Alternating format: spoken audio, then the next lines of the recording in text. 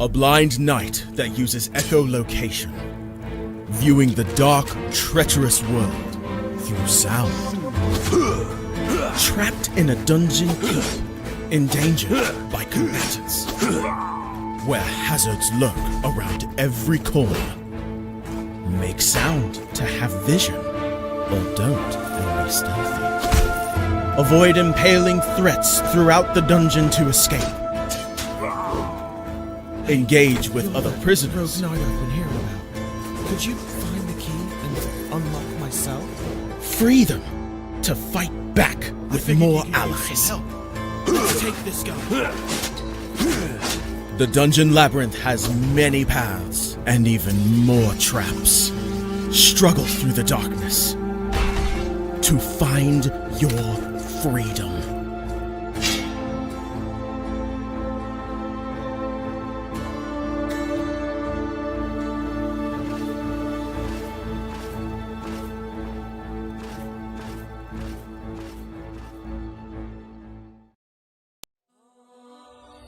When Alex became a god, he thought he would have no problems at all. Until... He landed in the Divine Dimension and was tasked with protecting the entire multiverse. Am I connected to every single Alex Ambrose that ever existed? Alex could travel across dimensions, defying the laws of time and space, to help other Alexes throughout the multiverse. But then everything changed. No! Aw! I have to go back and save them. But if Alex went back to the mortal world, he would relinquish all of his power and his memories. I don't have a choice. I must go back. When Alex returned back to Earth, he goes back to being your average business tycoon millionaire, unaware that the people he cared most about are in danger. Someone help me!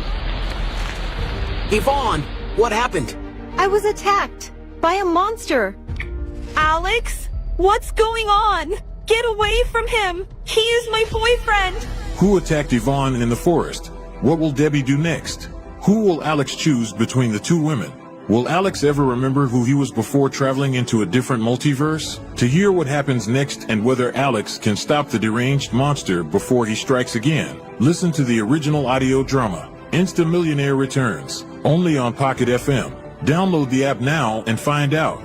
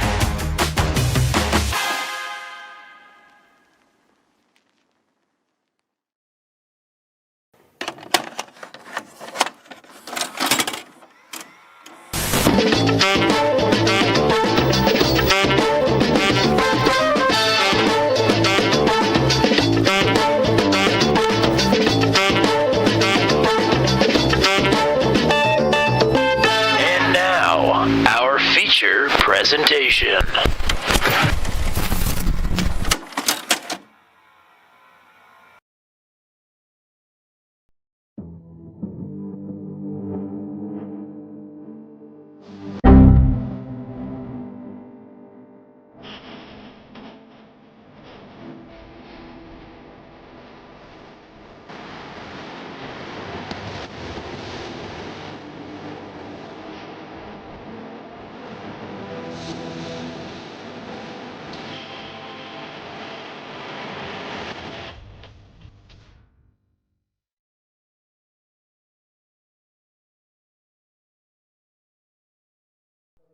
$11 races down and 5 to go. And you know what they say? The chase is on. The top 8 are going to have a shot at a championship. We will have a first-time channel champion, let alone a first-time series champion. The final 5 races of Truck 200 here on Turn 200. And we start at the Mecca of Motorsports, the Rectoval, one of our favorite places, one of the greatest places on Earth, Indianapolis Motor Speedway. Welcome in from Virtual Speedway, Indiana. Alongside the GOAT, Mr. Matt Williamson, I'm Tommy Cook. Wow, what a night we have, partner. After you took last Monday night off, we have set things in motion for the run to the championship. Yeah, things are certainly in motion. I missed a very interesting race by the chatter I saw in the Discord afterwards. I guess disappointed I missed that, but they set the field for the chase for the final season, the final 5 races of Truck 200, and I mean there is no better place to kick it off than here at Indianapolis Motor Speedway. So we've re-racked the field. The top 8 will go for the championship, but there are a few omissions in there, notably, if you've been keeping up with the point standings throughout the season. We are going to be missing Caleb Bency, James Lehman, Will Weiser as well. So that has made way for a few drivers. TJ Crampton being the 4th driver who has opted out of the chase as well. They're not going to be able to complete the season in full, so they've made way for a couple other drivers to be in the hunt for the points championship. Yeah, and if you take a look at it, we have a seeding here for the chase. So Gavin Sanders and Justin Michael will go into your first round, the leaders, and you see the points totals there for the both of them. Then you're going to go back to 3rd place, Hunter Engrav, 40 points behind. Charlie Widener and Scott Patton will both be tied for 4th, 50 points behind your leaders. And then Heath Smith Matt Schlosser scored 70 points behind Heath Smith, 80 points down. And Brandon Groover, sitting there in 8th, will be 90 points down. However, Brandon Groover is going to be a lot more points down after this because I'm not sure he has shown up here to this race.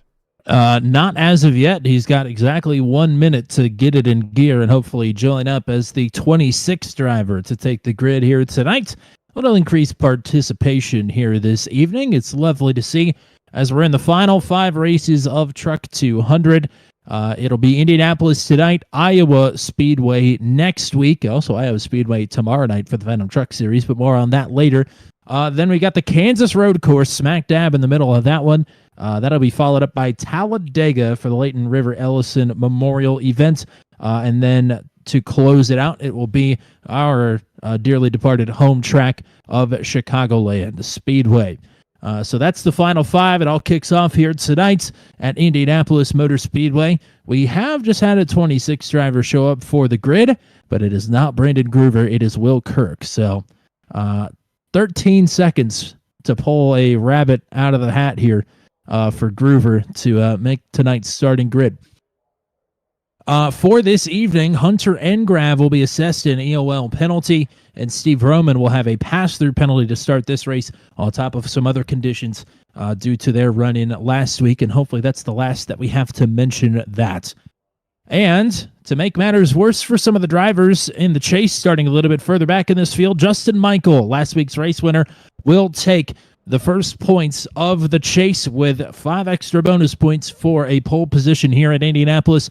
James Lehman, his teammate, starting to the outside, motivated to finally come away with a race win after a couple of near misses. Gavin Sanders, the driver tied with Justin Michael in the point standings, will start in 3rd next to Chouamata Check. Shout out to Balin Marie and Robin in the check. The 60 truck rolls off from the outside of row number 2. Logan Spath, awesome qualifying run from him. He will roll off in P5. Charlie Widener, charging Charlie starting in 6th. It is Matt Schlosser, another chaser, starting in 7th next to his former teammate, Zach Lockett, in 8th, back for the first time since Atlanta earlier this season. Rob Haynes and Kyle Zittel will round out your top 10 starters. It is Dakota Domain, the demigod, where he has had so much success here in an open wheel, driving a truck from P11. Luke Peterson, Preach, starting in 12th. Joshua Higgy is back. He just lagged out of the session, but he is back for the starting grid in 13th. Heath Smith will start in 14th. Travis Fleming, Joshua Rutherford, 15th and 16th. Steve Roman will have a pass-through penalty, but he will start in 17th. Jack Watts back in the lineup tonight from 18th. Josh Freed and Cole Maxwell on row number 10.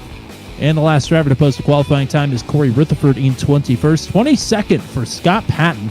23rd, good to see Mike Milfelt back in the lineup tonight. Hunter Engrav electing not to qualify will start towards the tail of the field. Only drivers behind him will be Will Kirk and Peter Donchek, and those are your 26 drivers here tonight for 200 miles around Indianapolis Motor Speedway. Matt, what are the weather conditions and what are these drivers facing here tonight in the Chases on 200? Yeah, I'll take a quick look at the weather. Kind of partly cloudy here in Speedway, Indiana right now. 87 degrees is your track temperature, so that is fairly favorable. I mean, this track, the flatness of it, if it's hot, it can really wreak havoc. So the drivers are going to hope that it kind of stays that cool, although if the sun starts to prevail more through these clouds, they might have their hands full here throughout the night. So we'll have to keep our eyes on that one as this one rolls along. We have 80 laps around Indianapolis Motor Speedway, which makes the sum of 200 miles. So halfway bonus points is easy for this one. They will be paid out at the completion of lap number 40. As always, no fast repairs here in Truck 200. Got to keep the truck clean. We'll talk about that a little bit more as the race rolls along, but that is kind of a tough task here at Indianapolis. So, go ahead, sorry. Sorry. They do get 3 extra sets of tires, and they are at 100% fuel. It's about 30 laps here around Indianapolis Motor Speedway. Yeah, it is certainly going to be a difficult task. If practice was anything to go off of, these drivers, flip of a switch from tight to loose. The good news is, since the end of practice, the track temperature has dropped 13 degrees, down from 100 to 87. The cloud cover is going to help that. It is rolling in and out, like you mentioned, but we are getting later in the day. It is 4:30 in the afternoon sim time, so it's only going to continue to get cooler. And there's the report from brother Zachary. Brandon is out sick, so we'll wish him the best and hope to see him with a lot of work to do at Iowa next week. But certainly that is more important, getting rested up and ready for maybe some racing on Thursday night if he's up to it. Atlanta Motor Speedway. It's pretty tough to follow up the Daytona season opener for Max V, but they'll certainly give it a shot on Thursday night. Brandon Gruber on the podium at Daytona as well. Well, let's have it go here and run in a chase. 5 races, and it all starts right here at the Mecca of Motorsports, Indianapolis Motor Speedway. Max V teammates on the front row. Your top seed, Justin Michael, leads the field down into turn number 1.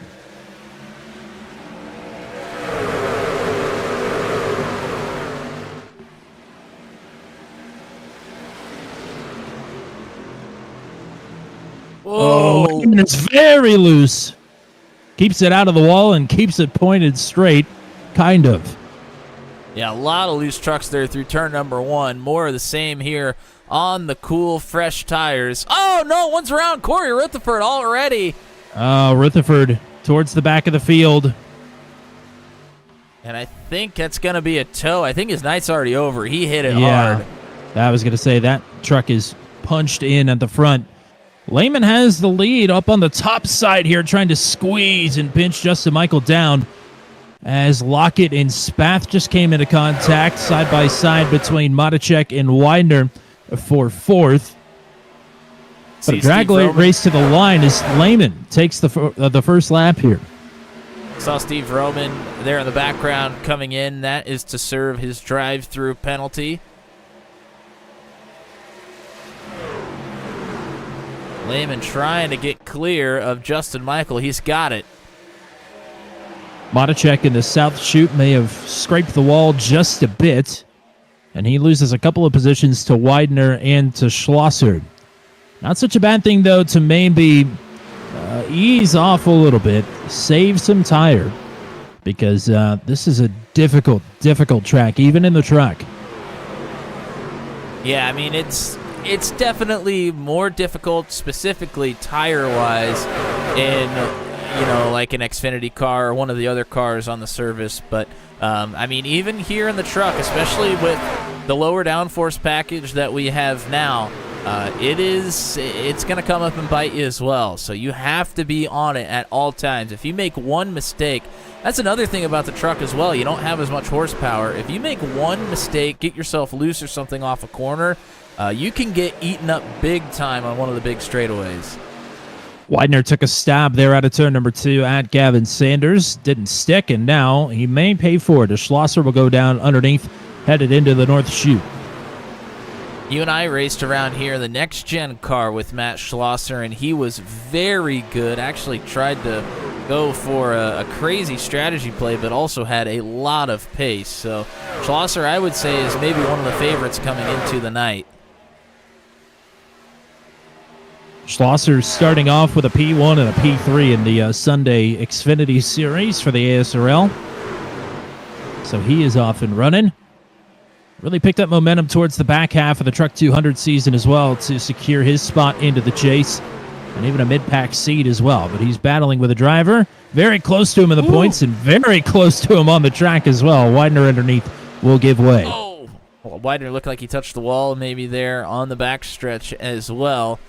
Schlosser had gotten through on the bottom and then slid up, lost a little bit of momentum, having to do a little slider up in front of Widener. Widener tried to fight back, but could not make it stick.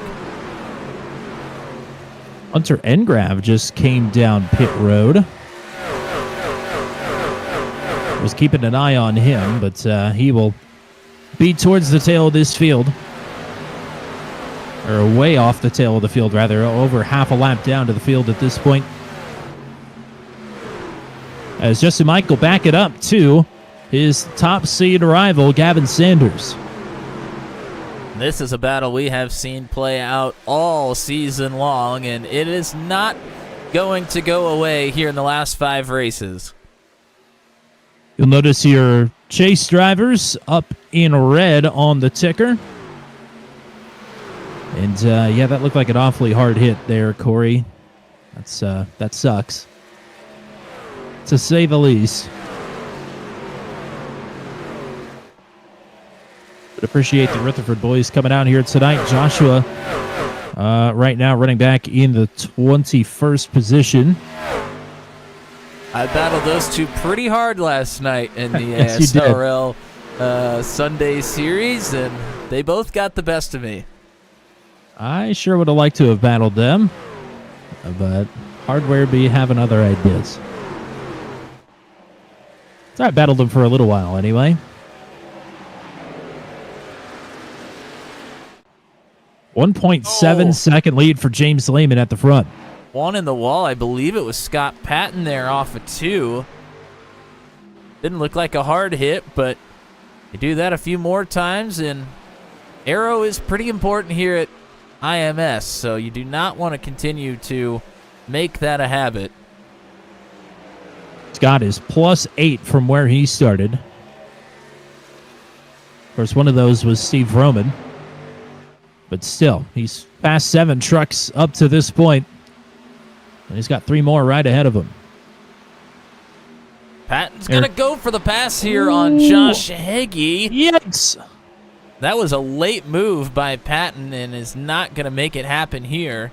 And that loosened Heggie up quite a bit as Luke Peterson missed the corner there a bit, and Heath Smith may have a go. That would be to get into 11th. Patton will have another try here at the 7 of Heggie. I wasn't there on Thursday, and I wasn't here last week on Monday either, but Heath Smith with a little bit of a different color scheme there for the Oregon Ducks turn 200 number 1. Charlie Widener just got way out of the gas in turn number 3 and gave up the 5th position to Josh Matichek. I think maybe missed the mark there. It's so easy to miss the quarter entry here. Such Extremely. fine margins. Extremely, extremely easy. Gavin Sanders tried to take a peek. He had a big run on Justin Michael down the front straightaway, but could not make it stick on the bottom. Schlosser right here with both of them as well. And Logan Spath in the number 3. A lot of experience here at Indianapolis. He's looking good there in 7th right now, riding behind Charlie Widener. A lot of experience for Dakota DeMaid as well. The Demigon pulls up into P9.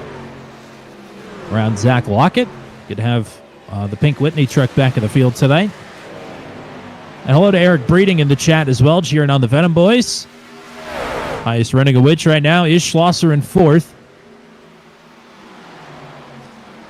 Kyle Zittel down in 8th, Lockett in 10th, Peterson in 11th.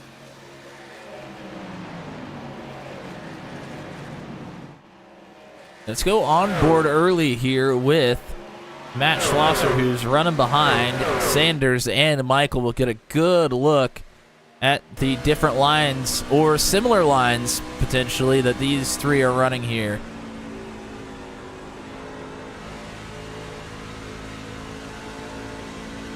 Through turn 3, Sanders a little bit higher. You see Michael and Schlosser getting right down to that. Whoa, and Schlosser loose off of 4. And that's how you lose. You do not want to do that off the corner of turns 2 or 4. That is where you lose some ground, lose that momentum going into the long straights. And Schlosser's still battling that wheel. I would imagine if we went on board with some other drivers, they'd be doing the same. Yeah, Charlie Widener not too far behind him, just did pretty much the exact same thing. Cloud cover rolling out just a bit. Track temperature back up to 90 degrees. That's a jump of +3 since the drop of the green.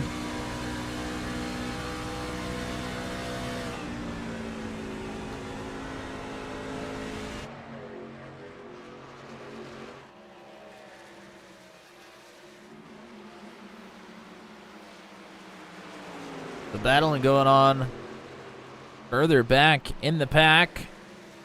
One of those drivers is Joshua Rutherford that we mentioned. Oh, just a little bit ago. Well, Cole Maxwell got underneath, and Rutherford kind of missed the corner. He had to really get out of the gas. that was Mike I take that back. Milfeld, That who had was Will Kirk, Yeah, actually. the 155 rolled out of the gas to let Jack Watts through. I think maybe Milfeld has got some kind of a problem, but Rutherford caught him in a hurry in a very awkward spot. Logan Spath has gotten side by side with Charlie Widener to get to 6th. And behind them, Dakota DeMade and Kyle Zittel are side by side as well with Zach Lockett right there. Spath is going to get through on the 95. Dakota DeMade able to slide up in front of Kyle Zittel. Doesn't matter what car, what type of truck you do it in. Running laps around a specific racetrack, the experience just pays off. And a couple of those drivers right there have plenty of it here at IMS. I think an unfair advantage for Dakota DeMade, if you ask me. We may post him after the race. James Lehman is still piping in huge laps up front, 2 to 3/10 of a second quicker every single lap than Justin Michaels. DeMade's going to grab another one. Kyle Zittel's got to run on Widener, as Widener had to use the outside lane there through 3. The Widener's headed backwards here a little bit. Zittel also got a bump draft down the straight from Zach Lockett. It looked like he got shot out of a cannon. Out braking Charlie Widener there, or out lifting, I guess. Gavin Sanders tucked right up underneath the bumper of the 87, but did not take a peek. Maybe both of them starting to figure out they might have to start working together here. Sanders, another open wheel transplant, but of course he's had massive amounts of success in Truck 200. He's just never run a full season to go for a championship before.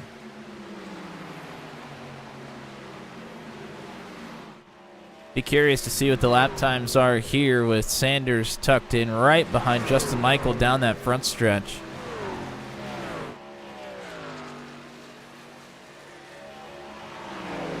Scott Patton up to 11th. He is setting in quite the pace towards the back of the field as well. Wow, and still a slower lap time for Justin Michael. Only by a few hundredths, but with the help that Michael was getting down the front stretch, he did not want to see that. But maybe this is the point where Justin Michael starts to turn it on. He's just under 3.5 seconds behind. I mean, we're getting right there to the halfway point in the run. In the fuel run, I should say. I don't know if they're gonna actually run it out all that way just because of the way the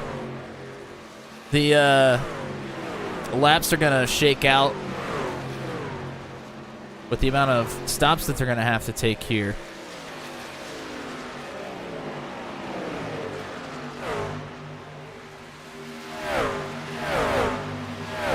Scott Patton through on the 46 of Lockett, or rather the 93 of Lockett.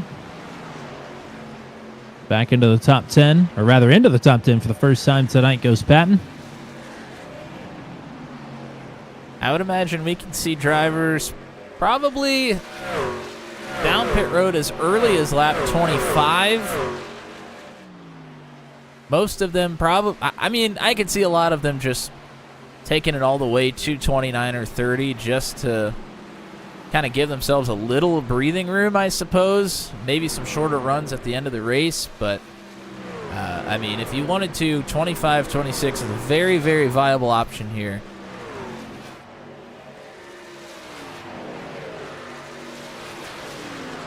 Well, Justin Michael has started to turn it on. Last time by, 2/10 up on James Lehman. He's now under 3 seconds behind.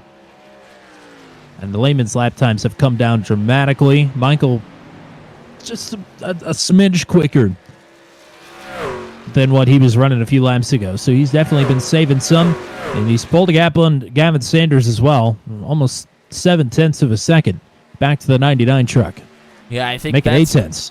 Yeah, I think that's the big tell. I mean, Lehman might be backing up a little bit because he's put a little too much scrub into the tires here, but yeah, the big tell that Michael's starting to pour it on is the fact that Sanders is falling back here. Scott Patton with another one. Up to 9th now on Charging Charlie.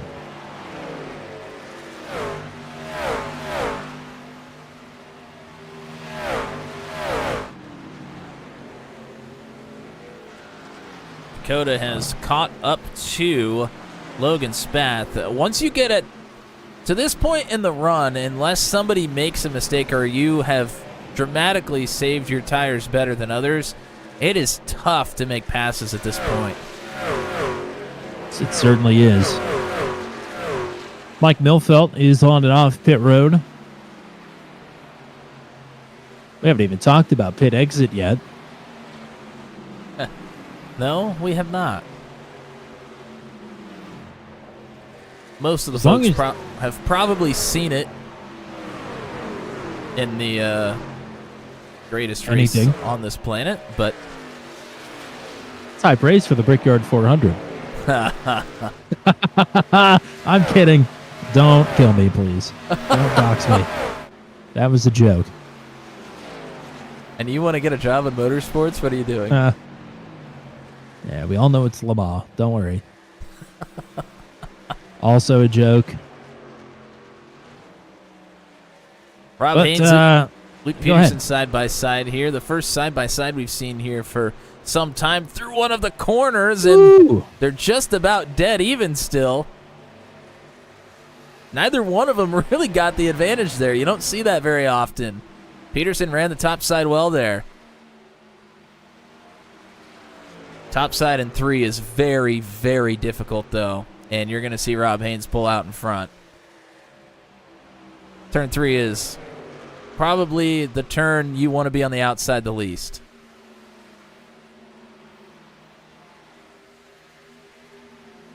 Justin Michael, the only driver still in the 53-second bracket. 54-1 for James Lehman. And his best lap, the purple lap right now, is a 52-2. So we're nearly 2 seconds off the pace already. Say already like we're not halfway through the fuel run, but still.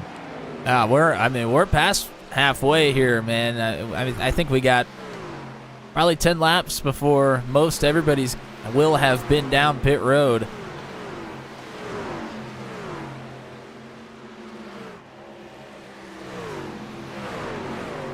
Peterson and Heggie going at it. 89 has started to drop backwards here, and Heggie will pick up 14th. Boy, that was almost half a second. Michael just picked up on the race leader.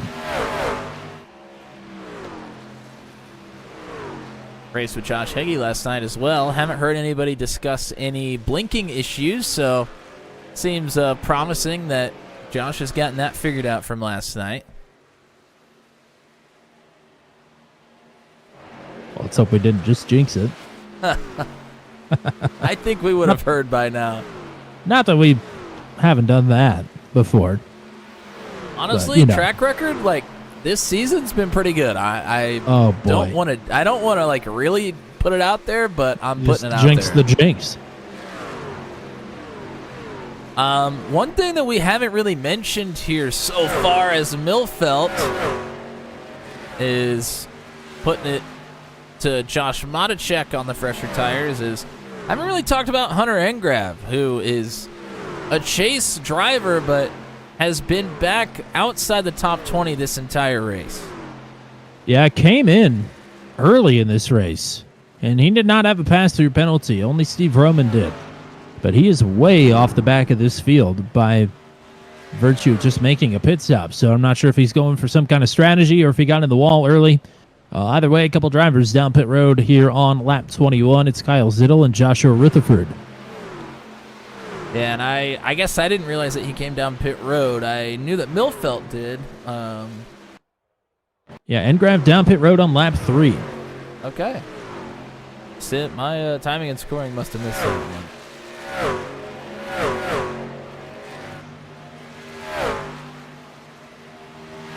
Engrav won the Venom Truck Series race here in dominant fashion in season number 8. I hope that he didn't think he had a drive-through penalty because I don't think he actually went into his box. That's why I'm not showing any pit stops that he's made. Huh.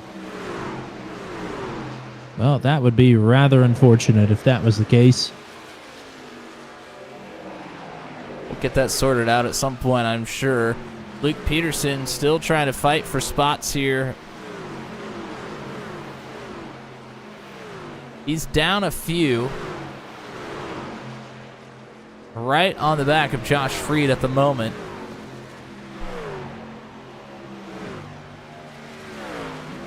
Oh, Cole Maxwell just hit the wall on pit exit. Not even pit exit, just coming out of his pit box.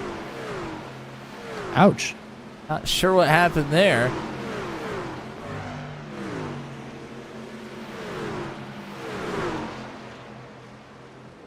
Will Kirk, Jack Watts battling side by side. Kirk really loose off the bottom there. But Watts is just really, really difficult.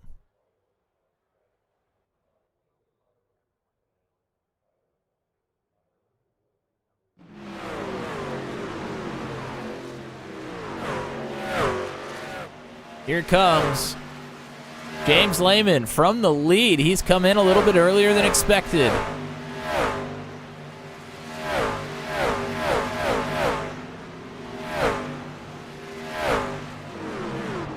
And this, I have a feeling, might really kick things off. Although we've seen Justin Michael in the past weeks play a much different strategy game than the leaders. He's not afraid to stay out quite a bit longer. So we'll see if he responds here, or if he's going to stay out for a few more laps. He certainly has the option to. Well, the pace that he was just setting, I'm not sure if he's really all that focused on James Lehman to begin with. He caught him down to 3/4 of a second before Lehman made his pit stop. So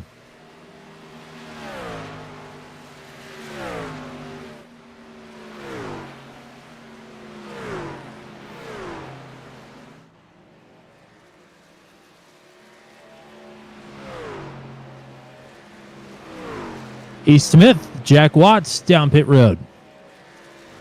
Smith inside the top 10.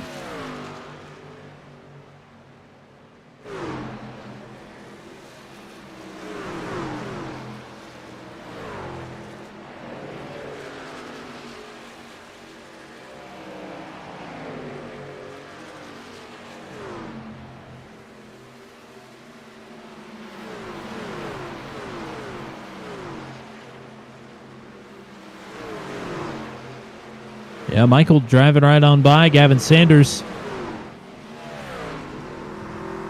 Sanders last time around was a little bit quicker than Justin Michael. And really just marginally faster this time as, whoa! Scott Patton absolutely blew it into pit road. I feel like he may have gotten it down, but he certainly roasted the tires on his way in. Yeah, he is fine. Wow, That was close, though. That was a hell of an entry. He gained a lot of time on Josh Matichek there in the 60. Matichek, pretty conservative entry, and Scott Patton was just about as unconservative as you can be.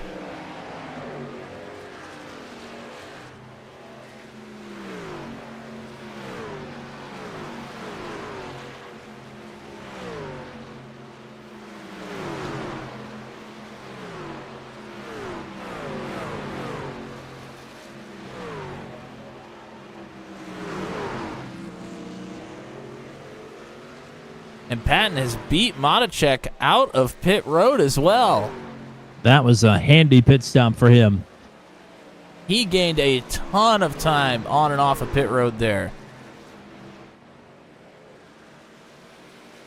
See Matichek working his way through turns 1 and 2 to work his way back out onto the racetrack. Right behind the race leader. For Patton, anyway. But Patton already through. Matichek, guest on the Venomcast this week. It's a good listen. I'm sure he loved that he had to record it twice. Happy birthday to John Kay, by the way, as well. Squig. Squig. I was waiting for the name. The new lore. That's new.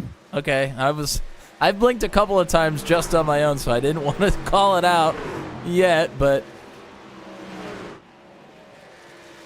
a couple of blinks there for Josh. That's going to break up the momentum that Gavin Sanders had as well, because he had been catching Justin Michael, but that is not the case anymore. Let's see if Matichek will disrupt Justin Michael's flow. And I just want to point out, I think Josh Matichek is wearing in-ear monitors rather than headphones, which I have also recently switched to. So interesting. Always fun to see what the drivers use hardware-wise. Here comes Gavin Sanders from second. He'll get the jump on Justin Michael, Dakota Tomei, Logan Spath, all the open wheelers. Melamo Esports guys coming down pit road here on lap 28. But even if Justin Michael wanted to come down pit road that time, he was not going to be able to because Matichek was directly to his inside. I can't imagine Michael could make it too much longer on fuel here. I think quite a few people have to come down pit road, though, so maybe they can stretch it just a little bit longer than we originally thought. Michael coming this time. And he pretty aggressive as usual. Schlosser stays aggressive. out. Not Scott Patton aggressive. No. Rob Haynes, Zach Lockett coming in.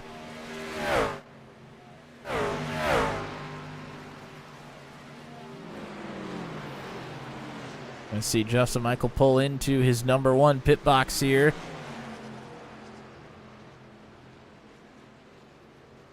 Jack is up on the right.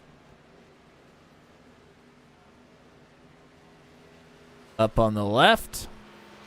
And Lehman is already through turn 1 as Michael is just coming out of his box.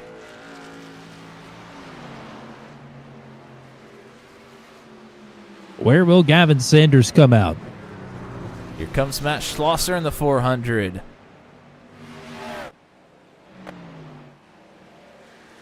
Schlosser giving up the lead. Charlie Widener coming in here as well. Sanders making his way Down the back stretch, Justin Michael just coming off of pit road.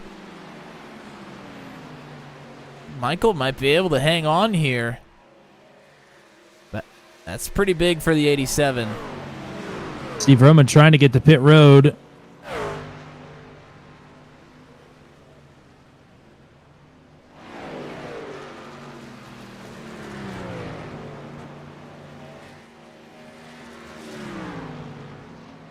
So only a couple left to come down here. It's Josh Heggie and Travis Fleming. Yes, GI, fellas. Eminent Signs and Graphics.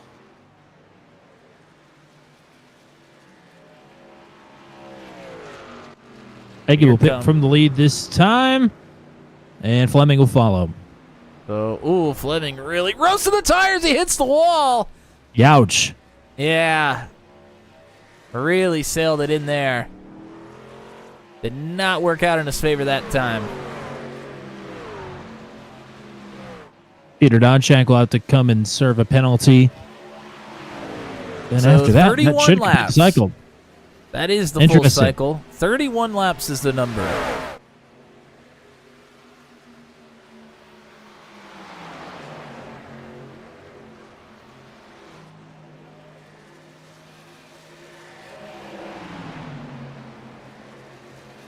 So Michael going to get through on Kyle Zittel, as will Gavin Sanders. Remember, Kyle was, I think, the first, maybe the very first one other than Mike Milfelt, who came in really, really early. Yeah, the 155 will be way off cycle here. Interesting to see when Zittel brings it down. James Lehman has an 11-second lead. Yeah, that's big time. But we did talk about that the tire fall off from fastest laps to the laps they were running before pit stops was 2 seconds plus. And Justin Michael did stay out an additional 6 or 7 laps past James Lehman. So, I mean, just math-wise, that totally makes sense.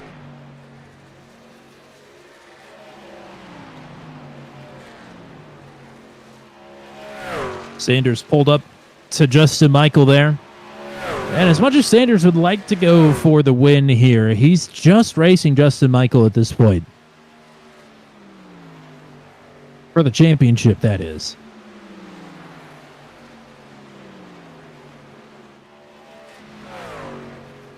I'd say we have 2 to 3 real crapshoot races here in just 5 races for a championship. Gavin Sanders obviously the favorite to win at the road course, but you still got to make it into turn 1.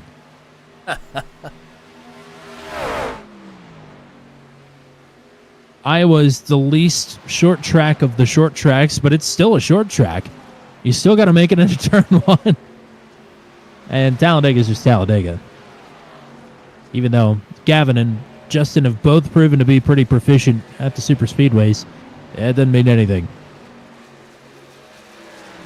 Matt Schlosser gets through on Josh Matacek. And Logan Spath, a little bit fresher rubber than Heath Smith. He's up to 9th. Yeah, he's got an advantage on a couple of guys here in the top 10, so he's going to try and continue his way forward here.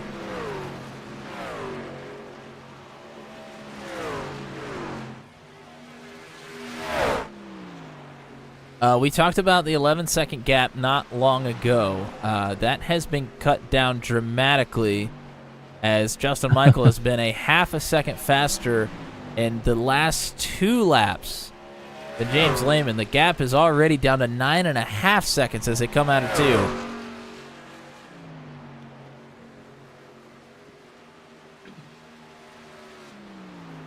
But James Lehman really only probably 16, 17 laps from what he would want to make his next pit stop. So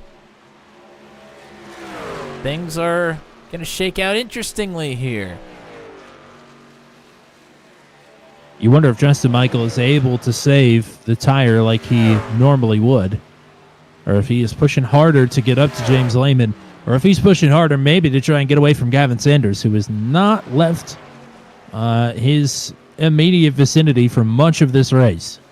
I mean, the benefit that Justin and Gavin have here at this point is they both came in quite a bit later than James. They can stay out quite a bit later than James, and they're going to make their last run shorter than James Lehman. So Lehman's going to have to worry about tires a little bit more in that last run than these two will. I tell you this much, Scott Patton going to be regretting not getting a qualifying time in. He is the fastest driver on track, bar none. He is up to 4th. All under the green flag, he is from 22nd to 4th. He is flat flying around Indy.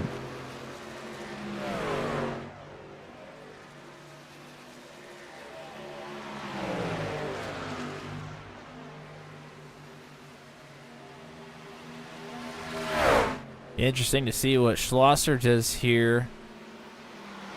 Schlosser's on 5-lap newer tires than Scott Patton.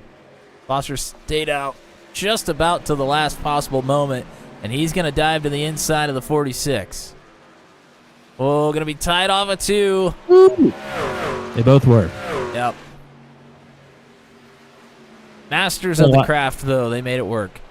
One of the last drivers to come in was Josh Freed. He just got past Joshua Rutherford, and he's got Joshua Heggie 2 back. Lots of Joshes and Joshuas further back in the lineup there. Joshua Matichek not part of that party. He's up in 8th. Rob Haynes is going to go through on the bottom on Heath Smith. Haynes up into the top 10 now. Whoa, boy, look at this 3-wide battle. Widener, boy. Tried to put it in the middle. Lockett moves up. Now Widener's got the run on the bottom down the front stretch. That's when things start to get strung out. A little 3-wide in the middle of the field. Why not?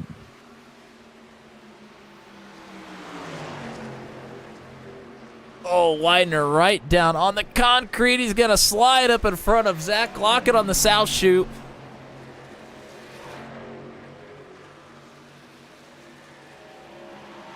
I mean, Charlie started this race in 6th, was up in the top 5. He's tumbled all the way down to just inside the top 15. He needs to start going, and he's doing it.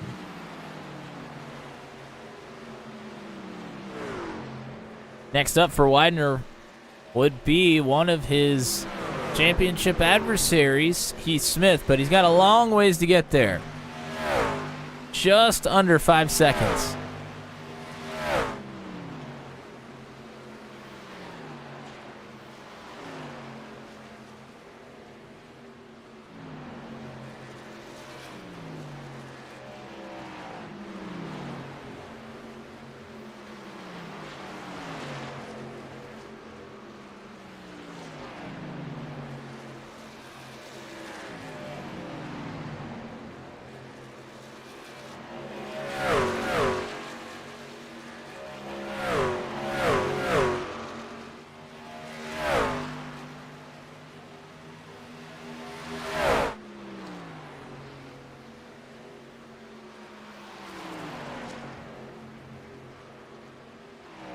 I want to give out these lap times because I think this tells a lot of the story about tire saving and not tire saving that's been happening throughout this race.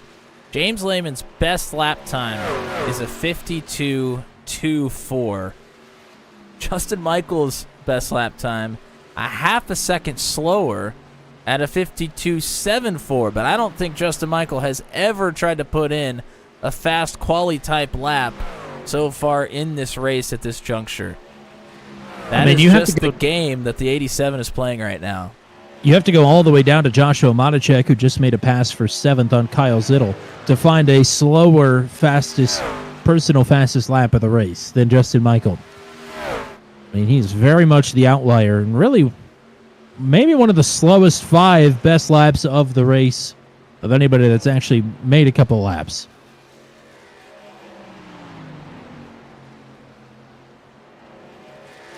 But he is 0.6 faster this time around than the race leader, and he's cut that gap to 6.5 seconds.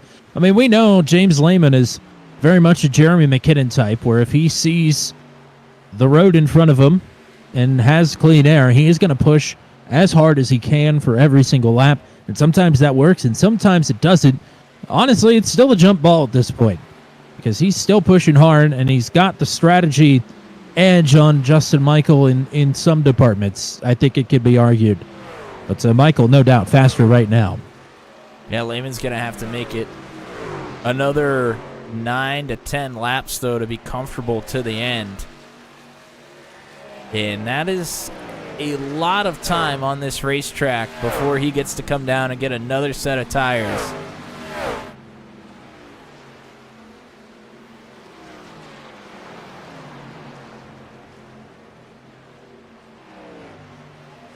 Another 6/10 lopped off the lead that time. As Joshua Rutherford's been on and off pit road, Mike Milfeld is coming down pit road. So our very early pitters are restarting our cycle. And the beds are now made. They are not going to be able to make it to the end.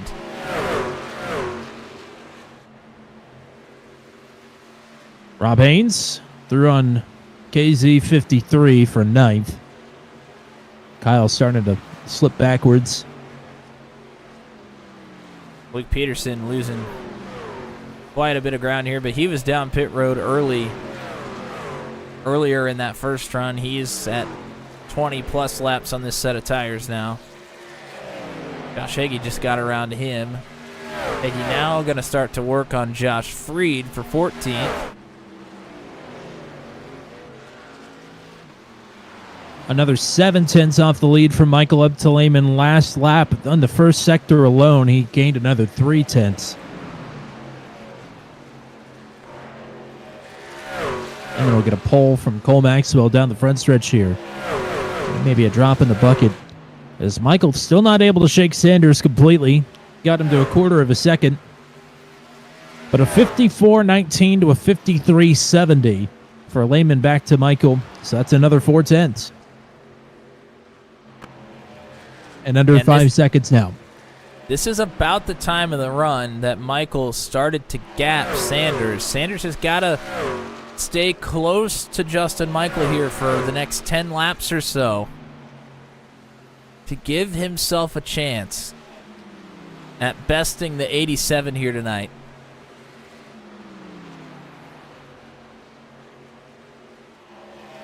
James Lehman has been hungry. Got that first win at North Wilkesboro earlier this season, but he's given a couple away since then, including last week at Las Vegas.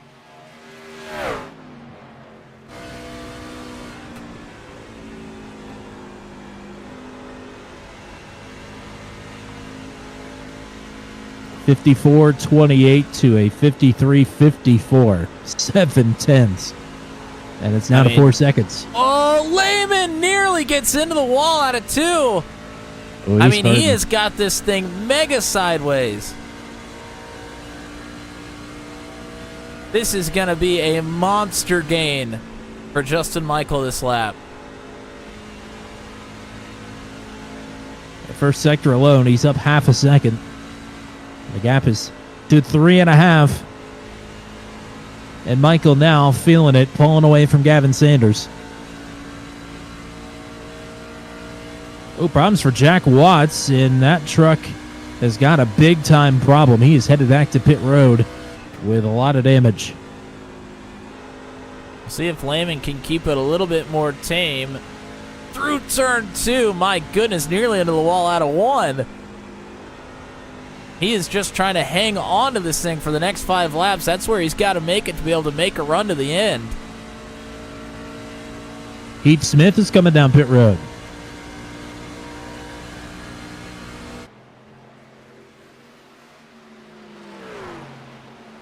Michael, another 2/10 in the first half of a lap.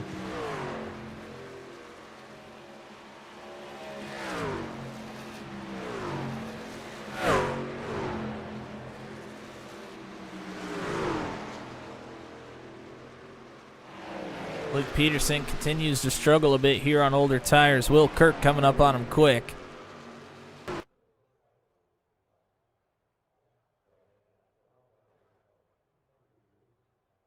It's under 3 seconds. Boy, had a few big blinks here tonight. Uh, It's not Not a great feeling. No, definitely not. Battle for 7th. This is Josh Monacek on the outside. And maybe I've lost my cameras also. Oof. Well, That's Spath great. got awfully loose there underneath. Watch Monacek work here. Now we got the camera. Rob Haynes back there. That would be for position as well. Boy, Monacek does a good job on the outside of turn 3. That's a tough spot to do it. Oh, really loose out of turn 4. Haynes is going to have a big run. Had that air packed on him there by the 33 of Haynes. Now he's going to go for it.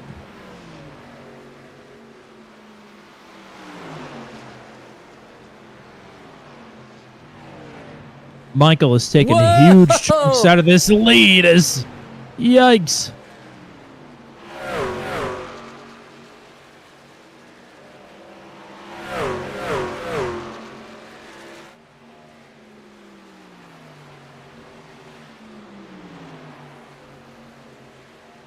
Man, everybody's feeling it here.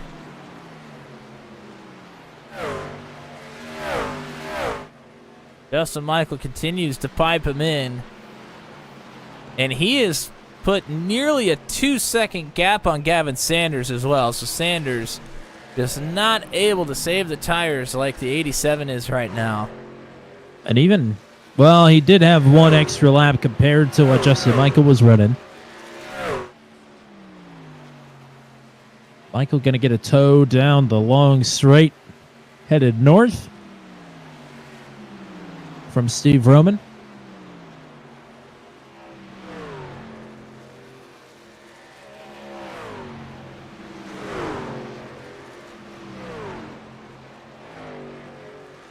Lehman needs to make it one more lap to have a crack at going to the end from here.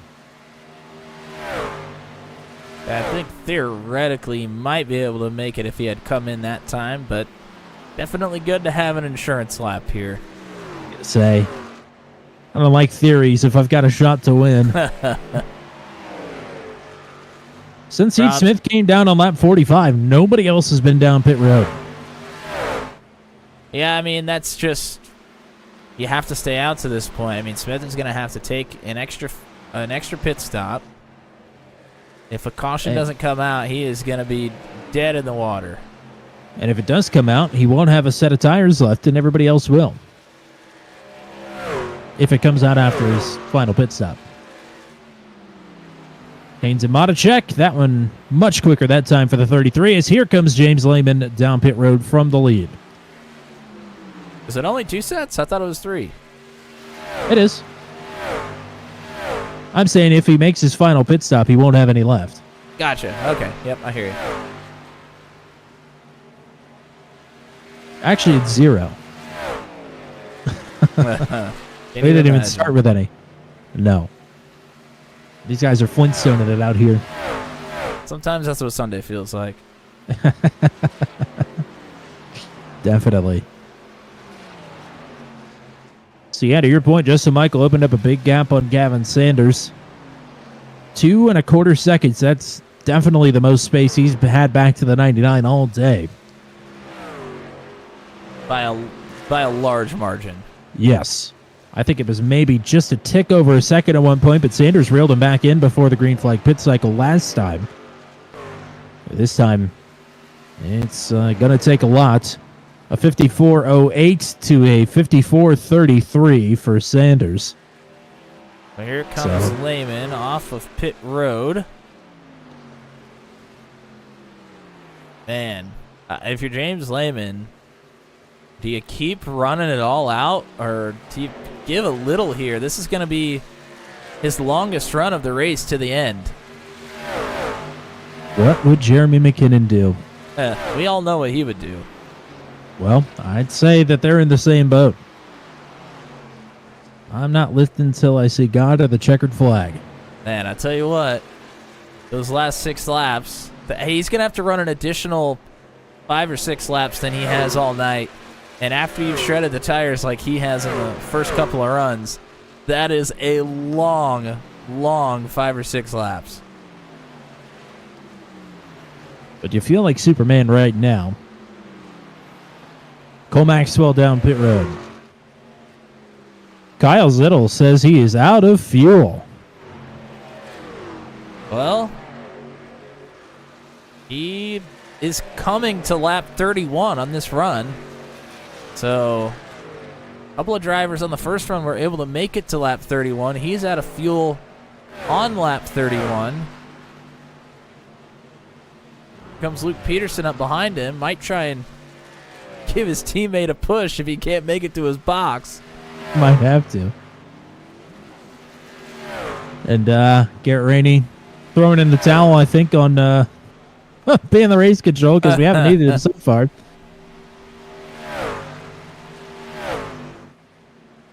And Purple lap for James Lehman. Holy pulled in- moly, a 52-1.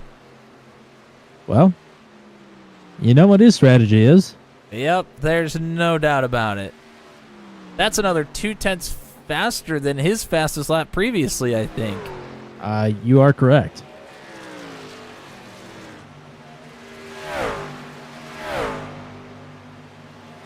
Hot dog. Things are going to get interesting here, folks. Do not go anywhere.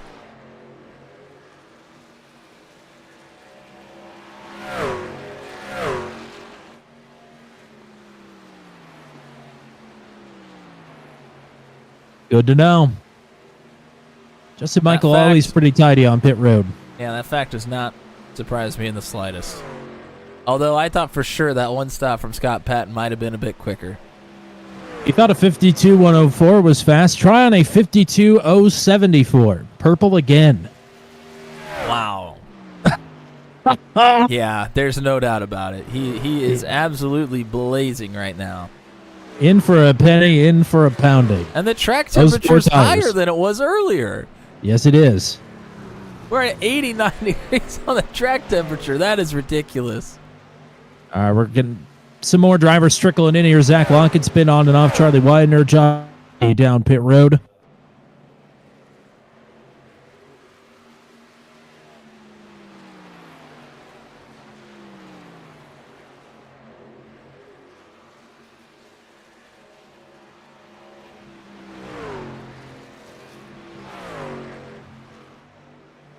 Yeah, Michael continuing to pull away from Gavin Sanders behind. So one of those proxy battles as Scott Patton will pit from 4th.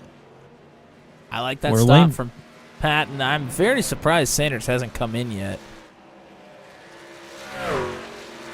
Pretty long. I mean, I guess maybe he's just going to plan to run it out again and give himself a 20-lap run to the end. I would imagine. Seems like that's what Justin Michael might be shooting for as well. Matichek and Freed down pit road here as well.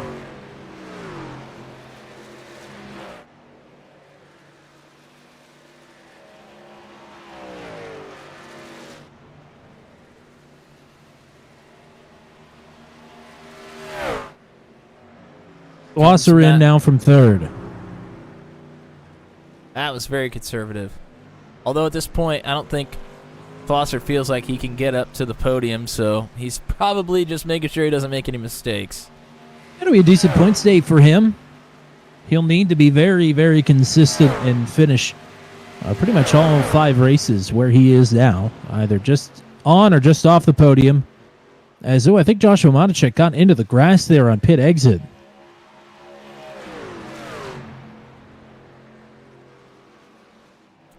Yeah, a guy like Matt Schlosser, who is good almost everywhere, is going to have to really make up some ground on the road course and at Talladega. Gavin Sanders coming in from 2nd. Justin Michael staying out.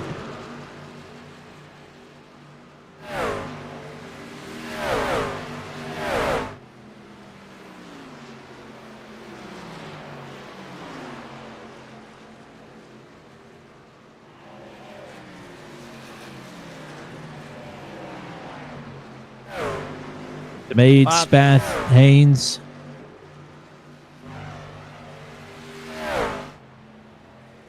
all the open wheelers and our Canadian friend, Mr. Haynes.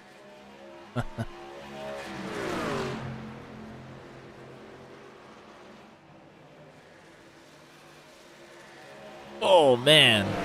Hunter Engrav trying to get around Travis Fleming. Had a pretty big run there off of 4. Nearly swiped right across the bumper. And here comes Justin Michael.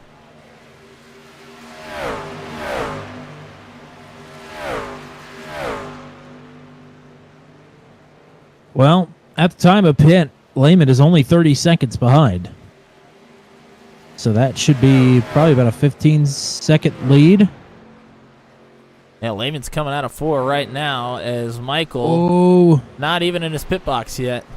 Cole Maxwell was off in the grass in turn number 2, nearly brought that truck around, and that would have thrown a huge wrench into things, but he's able to keep on. There goes Lehman into 1. Right Michael's side sitting in the pit stall. Yeah, left side's just going up on Michael. Now he's making his way out of the box. Lehman already starting his entry into 2. Hunter Engrav coming down pit road. Schlosser with the purple lap now, 52.006.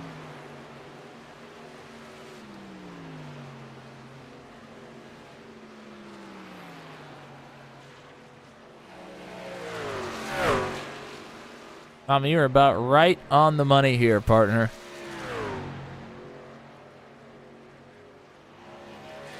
I like to be right every now and again. That was 14.9 seconds it got to, and you said it was going to be 15.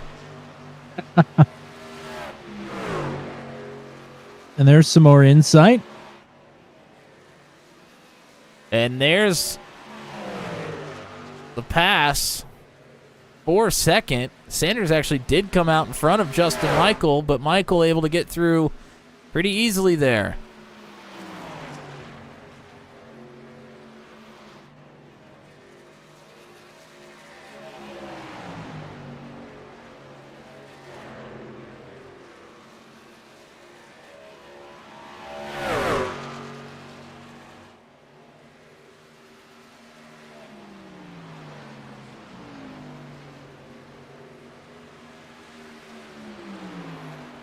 Well, Kirk still needs to make his stop.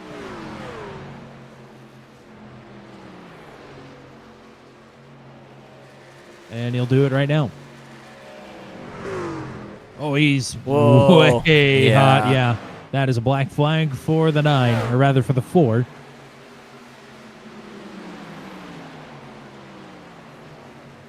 Oh, man, Rob Haynes on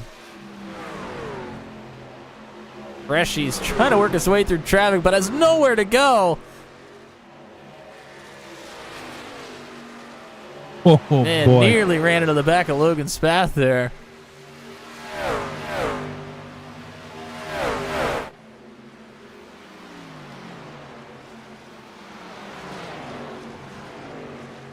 Hunter Engrav's got a long way up the road to catch Mike Milfelt for 20th.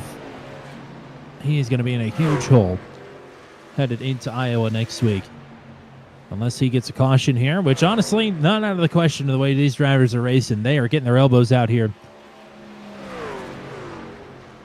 Yeah, you can certainly feel drivers were pretty content to, if somebody was coming up on them, not give them too much of a hassle just because everybody wants to be able to be there at the end of this one. But that has certainly stopped. These drivers are not given that room any longer. As Spath and Haynes working together to get below Josh Matichek going down into turn number 1. Oh, boy! Either contact or near contact there between the 60 and the 3. Spath will get clear. Rob Haynes looking to get clear, and he will.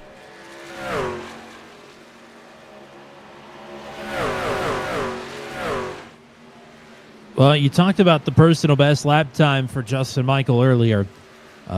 He has turned it on. 52.054. That's now faster than James Lehman's best lap, and only about 40 hundredths of a second off of the purple lap of the race as Travis Fleming will pit from the top 5. That was a second and a half faster than James Lehman the last time around.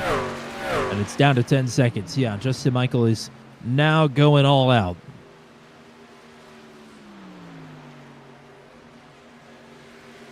You knew you had it somewhere in there, but maybe not that fast. The question is, can he keep it up? Because that is a fast lap. Oh my goodness. James Lehman backing off here? Did James Lehman hit the wall at some point? I mean, that was a second and a half, almost 2 seconds. That was huge.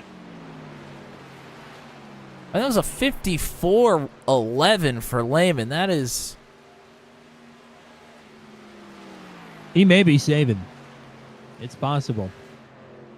But, I mean, this gap is just getting sliced and diced here.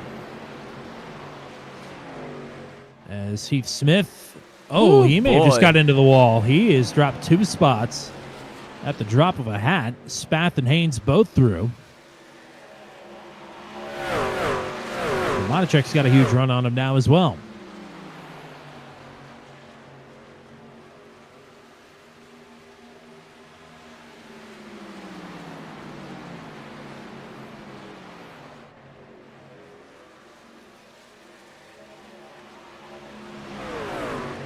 Only 1.4 last time. Sanders is somewhat keeping pace, although he fell about 0.2 off last time. As Heath Smith is coming down pit road to make his final stop of the race. So again, if the caution were to come out, I would imagine he'll stay out, but he'll be down a set of tires compared to everybody else, and that'll be a tough spot for him and for everybody. Unless it happened to come out pretty quick. Mike Milfelt will follow him in.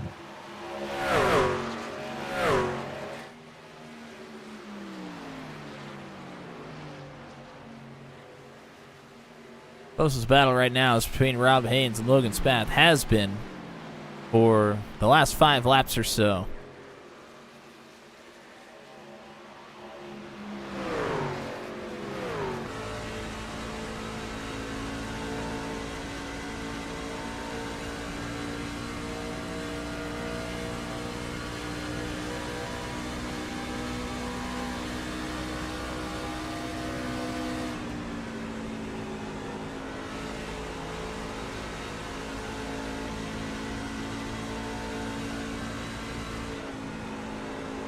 Best career Truck 200 finish for Logan Spath is 14th.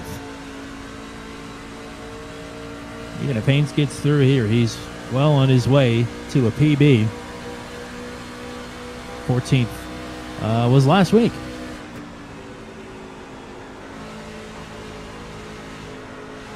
Oh, wow, right there on the left rear quarter panel. Tight defense, but good, effective, keeping the 33 at bay for now.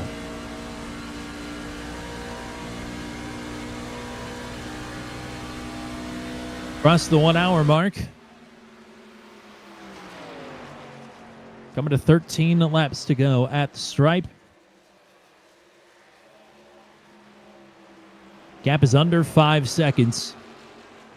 And it's still Michael ripping off huge laps, although the difference was only 9/10 last time, which is a lot, but it's less than what he was getting. You're not wrong. That's just a funny statement. Yeah, no, I'm aware.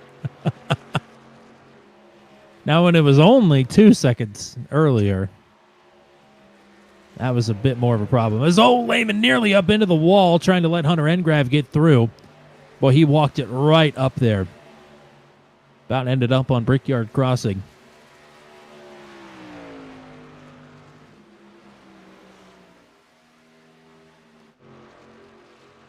Oh, and Lehman now with some traffic in front of him.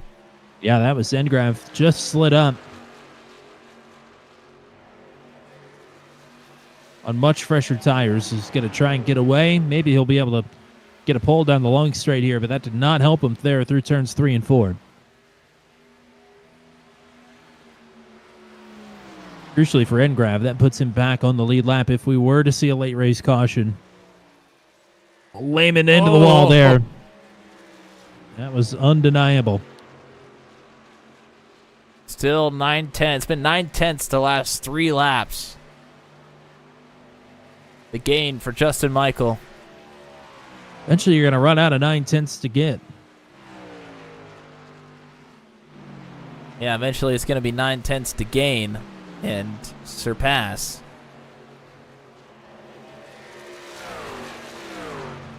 Peter Donchak going to retire from the race. We'll join Cole Maxwell, Jack Watts, and Corey Rutherford as the retirees. Caution free to this point. 11 laps to go. Teammates starting on the front row, and they are having some kind of a shootout here. Lehman on much older rubber, giving up time left, right, and center.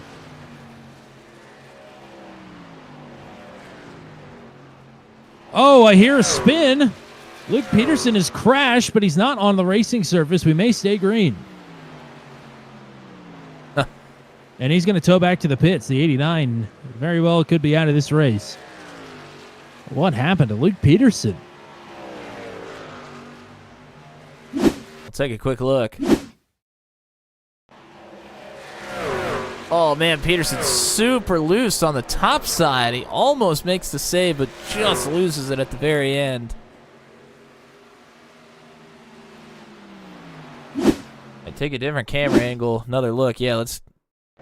I mean, he is loose all the way through exit there.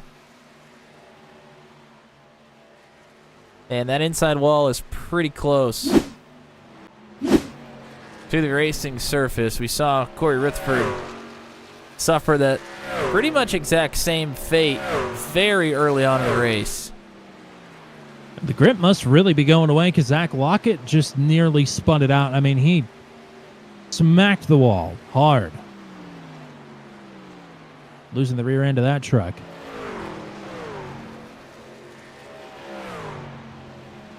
I love how James Lehman swerved down to be in the path of Luke Peterson to argue that the caution should come out. Track temperature is still 89 degrees, so it's not any warmer than it was at the beginning of this run. However, these drivers have not had to contend with that type of track temperature at the end of a run yet. Another half a second for Michael. Inside of 2 seconds. You can just about see them together in the blimp shot. Well, we're going to go on board with Justin Michael and watch him run down James Lehman here.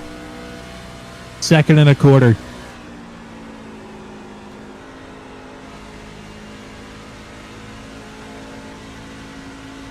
I'm interested to see what happens when he gets to Lehman and if Lehman can use air to try and manipulate and fight off Justin Michael, or if it's just going to all be for naught. Michael going for a championship. Lehman is his teammate, but that is not going to change how Lehman races the 87 here. Lehman wants this win. He wants it bad. Can he stay out of the wall? Boy, he nearly lost it there. Oh, it's going to be bad entry into turn number 2 for Lehman, though, as a result. And he's still trying to hold on to this truck. I mean, Michael is going to have a huge run. It may be all over here in turn number 3. Michael swinging out to look for it. Lehman's going to go down to the inside. That's the entrance he needed. And Gavin Sanders needs a couple laps of good defense here to rally his way back into the mix here. Ooh, Justin Michael seems like he's a little bit looser here behind Lehman. Still Lehman got the can run fight him off. Well, Lehman put the block on him. Doesn't look like it. Run stalls out a bit, but Michael will still have the positioning here. He sends it a lot deeper into turn number 1, and he will clear. Oh, wow, barely. By a couple feet, but that's all he needs. And Justin Michael will be off to the races, looking for win number 4 in the season. We've seen Gavin Sanders kind of fall off at the end of some runs. Can he get to second?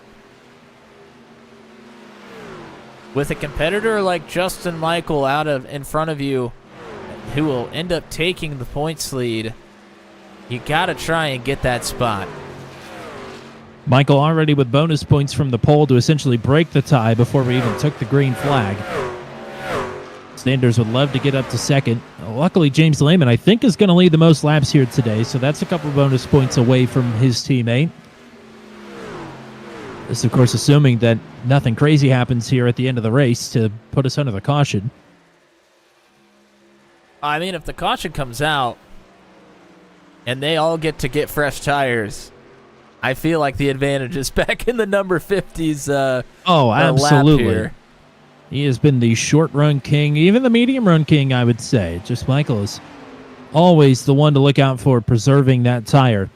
0.3 of a second now for Sanders up to Lehman, and this one might be a bit more of a scrap here now that he's got his teammate in front of him. I mean, this is a difference of almost 30 points for Justin Michael if his teammate's able to fend off Gavin Sanders.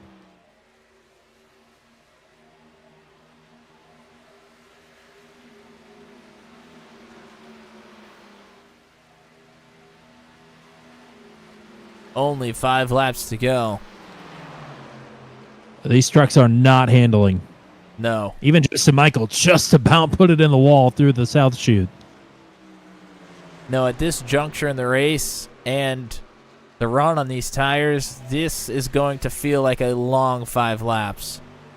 Important couple of passes coming up for Hunter Engrav further back in the field. He's got 3 drivers right in front of him lined up, and he's on much fresher tires. That would take him from 15th to 12th if he's able to get them all done.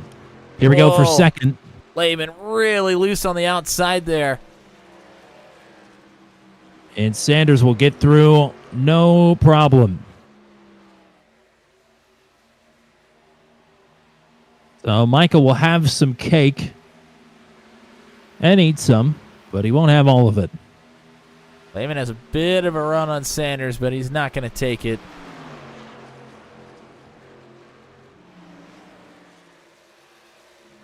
Zach Lockett way high up onto the track, trying to stay out of the way. He had a great run going today before he walloped the wall, and that will open the door for Hunter Engrav to get through on Kyle Zittel. Fantastic drive for Hunter Engrav today to be able to get any points out of this.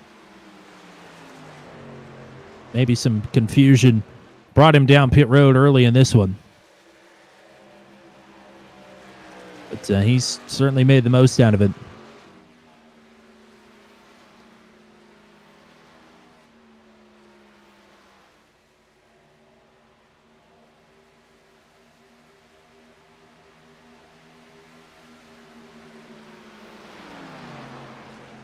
Yeah, he's going to salvage a 12th, but man, if he didn't come down pit road, I mean, you have to imagine he's fighting for a top 5 here.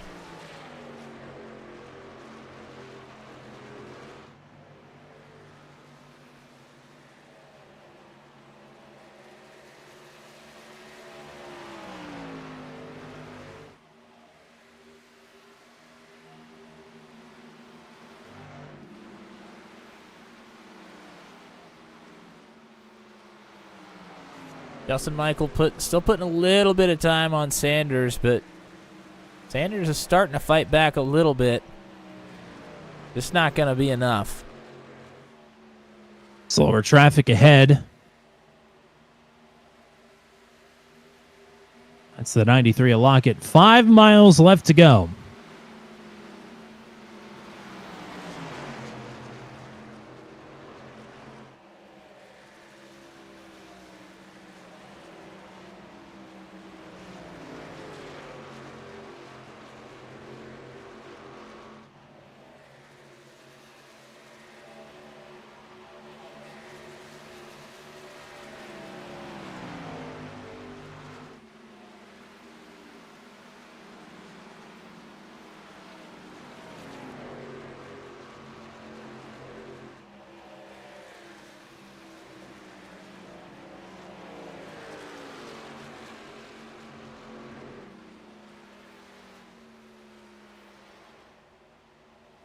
White flag. One more lap at Indy.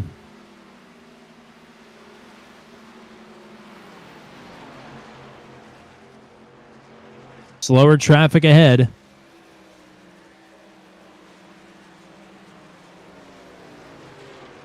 I'm sure some of our open wheelers further back, particularly Gavin Sanders, hoping for a J.R. Hildebrand here.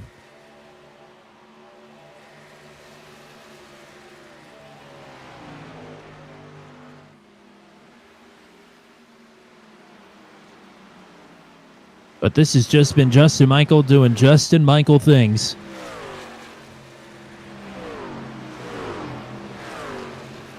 It's all buttoned up out of turn number 4. The 87 of Justin Michael will take the first round of the chase as he heads to the yard of bricks. The chase is on for the 87. Michael takes Indy. Gavin Sanders in second. James Lehman will round out the podium.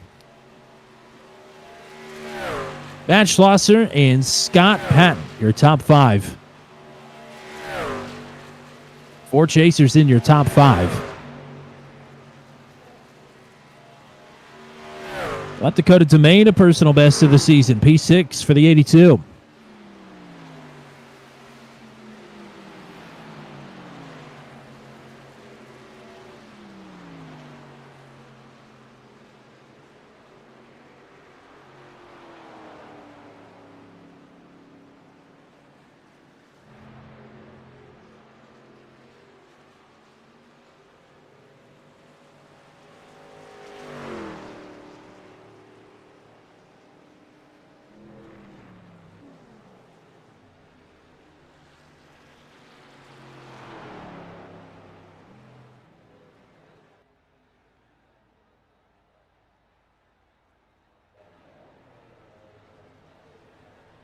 Justin Michael kicking his Truck 200 chase off with the victory and the pole, giving himself the advantage over Sanders going into the rest of these rounds. That is 2 in a row for Michael. Career victory number 9 here in Truck 200. It is 4th of the season.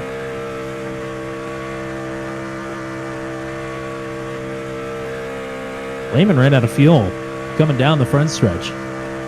I mean, he had to stretch it to get to 30 to go, and we saw Kyle Zittel struggle to make it to 30 laps, or ran out of fuel on his 31st, so tight there for Lehman. And the power plant go? I didn't hear it. Oh, there it goes. There it goes. Delayed reaction.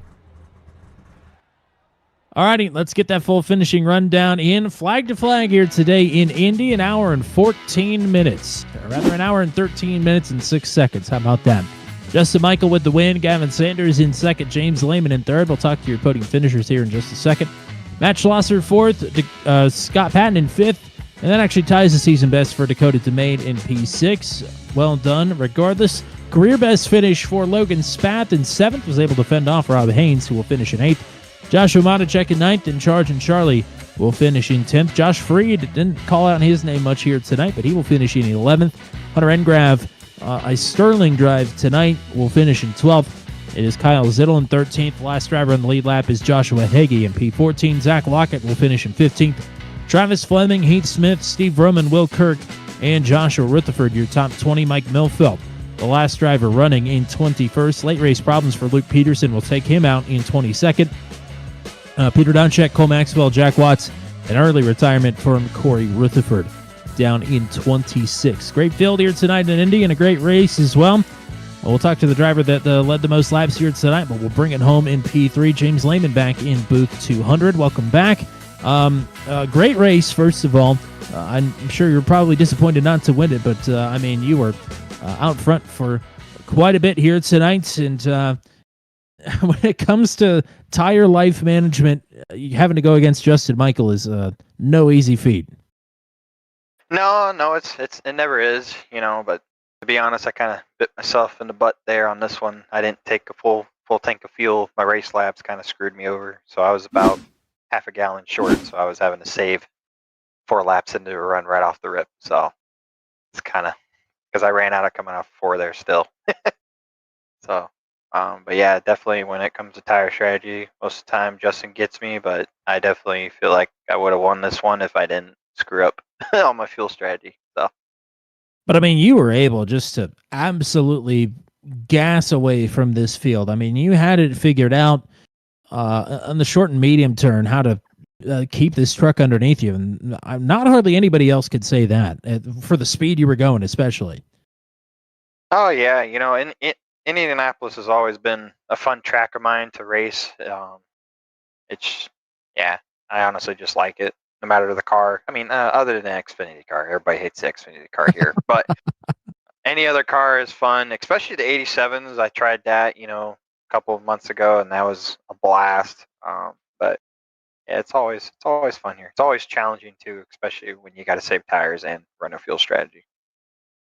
Matt, what you got? Yeah, congrats on a great run here. I mean, the dominator of the race. Unfortunate that you gotta love the old iRacing fuel calculator doing it for you, messing you up. But yeah, great run here. Unfortunately, didn't get to make the chase, but I'm sure you're looking to show the chase drivers that maybe you could still one up them here in the races that are left to go. Oh yeah, I'm trying to squeeze in one more win. I was kind of hoping I'd do it here, but Iowa, I'm just gonna have to try a little bit harder. That's kind of one of Justin's top tracks, I would say that he's probably the best at. So I'm looking forward to that one next week. I think me and him will put on a show back and forth. Um, but yeah, it's just a good track for me, to be honest. It's one of those good ones.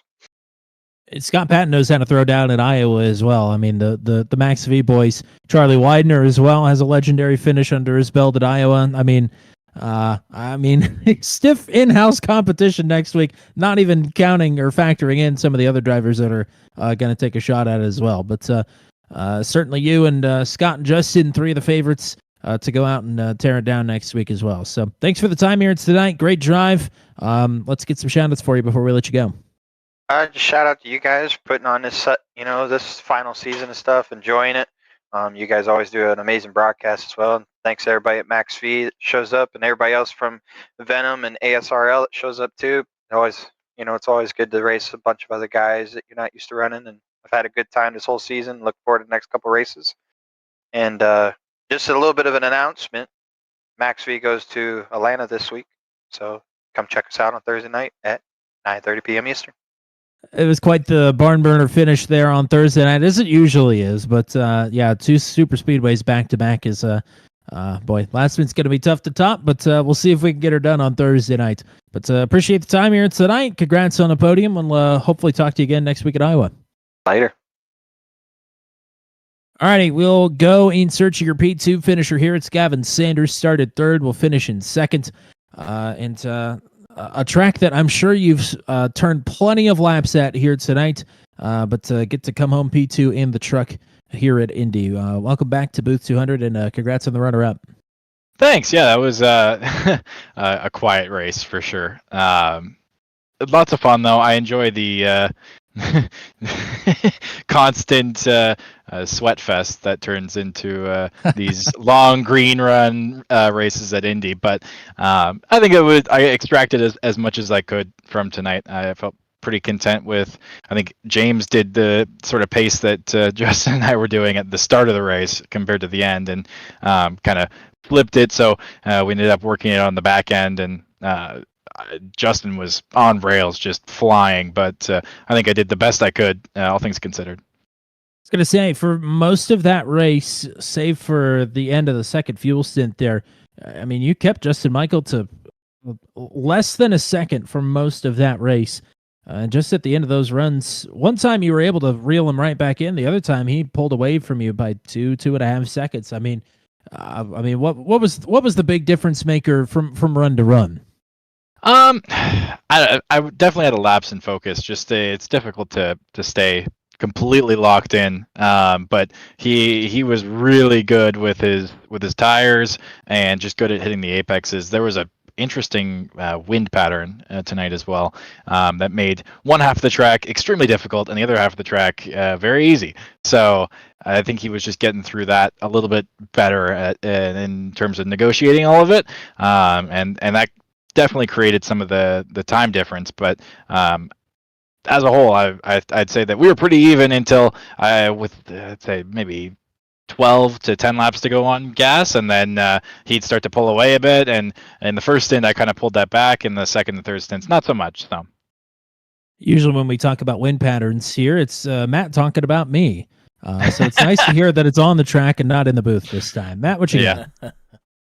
Yeah, congrats on a great run here. I mean, you did a great job kind of breaking that one down. So, but you did a fantastic job to minimize the points difference that Justin Michael is going to have over you going into the rest of the chase. I mean, you two started the night at the top. You're going to finish the night 1 and 2 at the top as well in the points.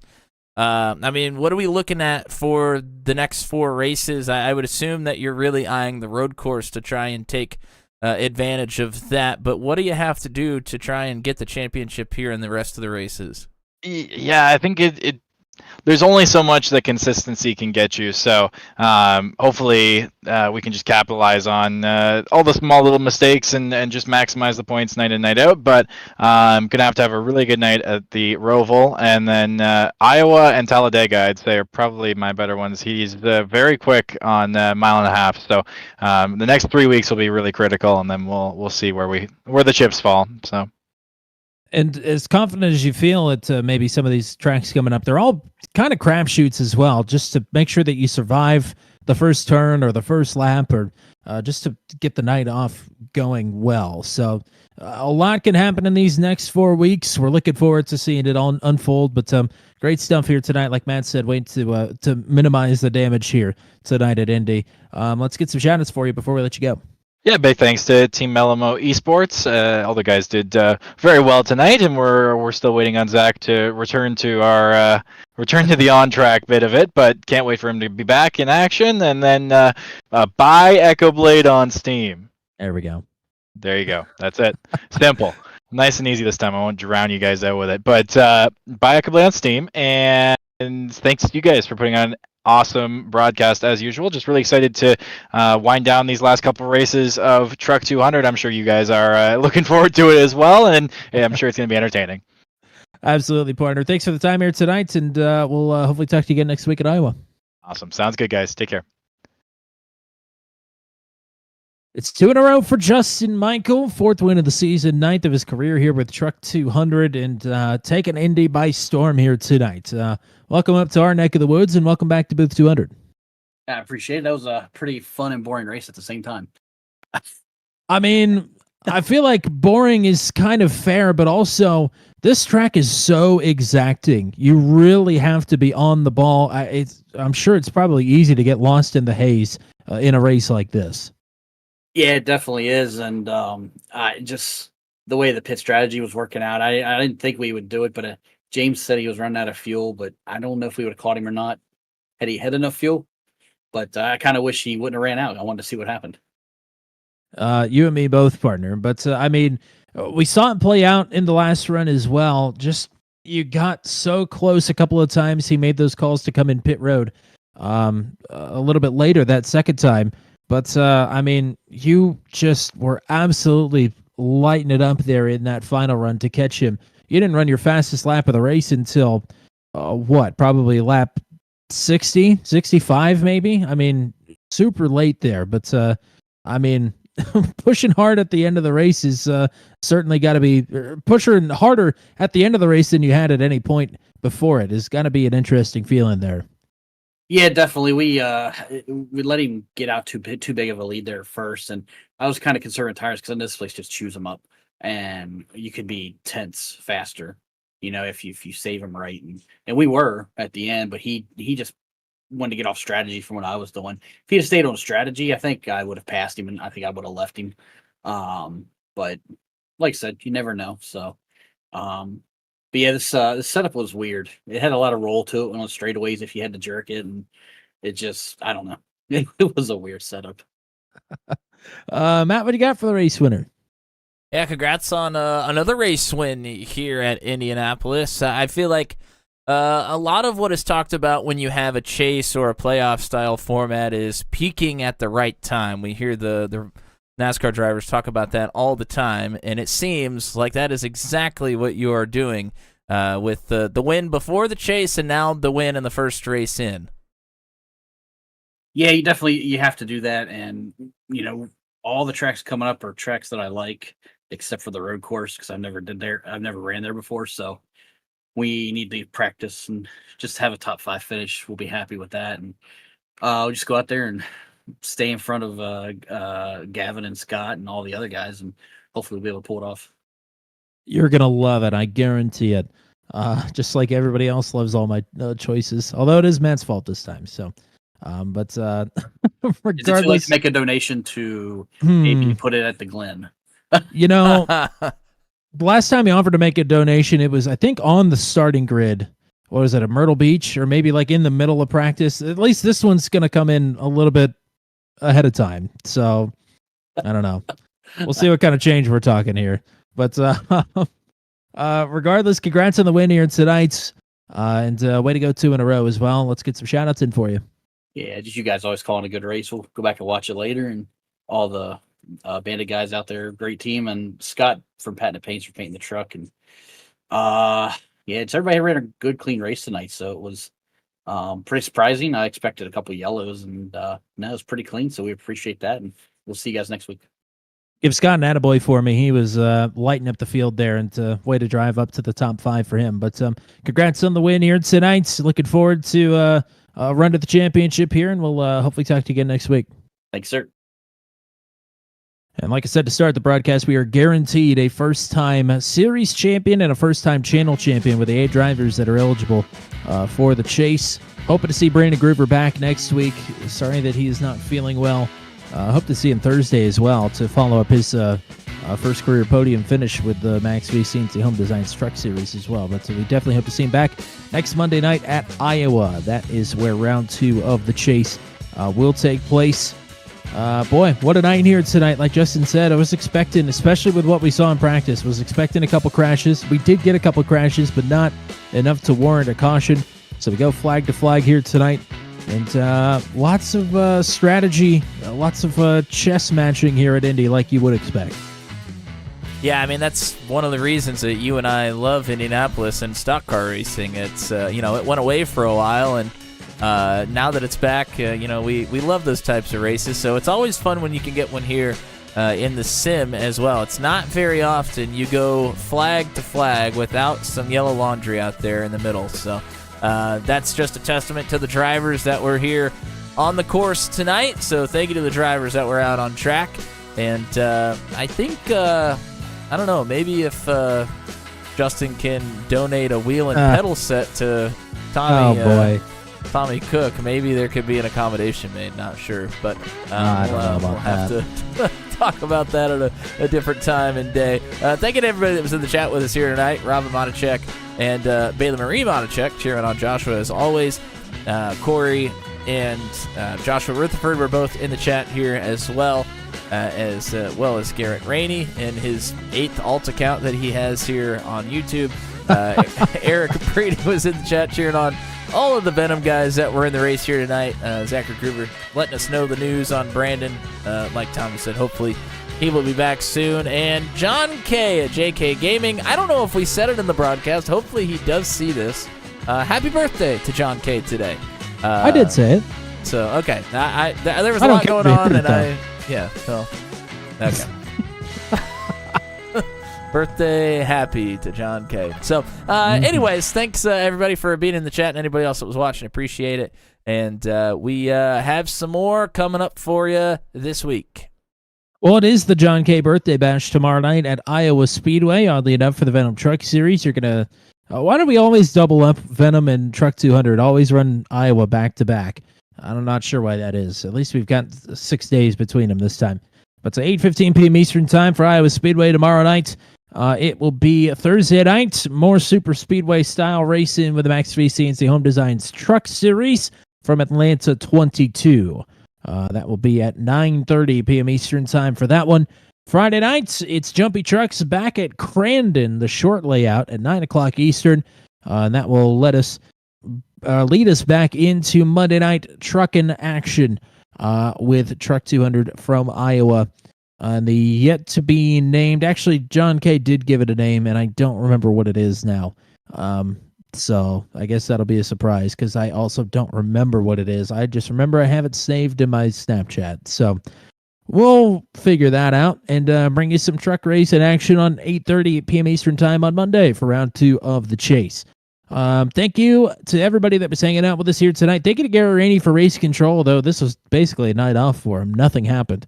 And thank you to the GOAT, Mr. Matt Williamson, and thank you to all the drivers as well. That's all we got for you here tonight. Until we meet again from Indianapolis Motor Speedway, I'm Tommy Cook saying so long, and congratulations to Justin Michael on his 4th win of the season and the 9th of his career, and most crucially, the first of the chase for the 87. Have a good night, everybody.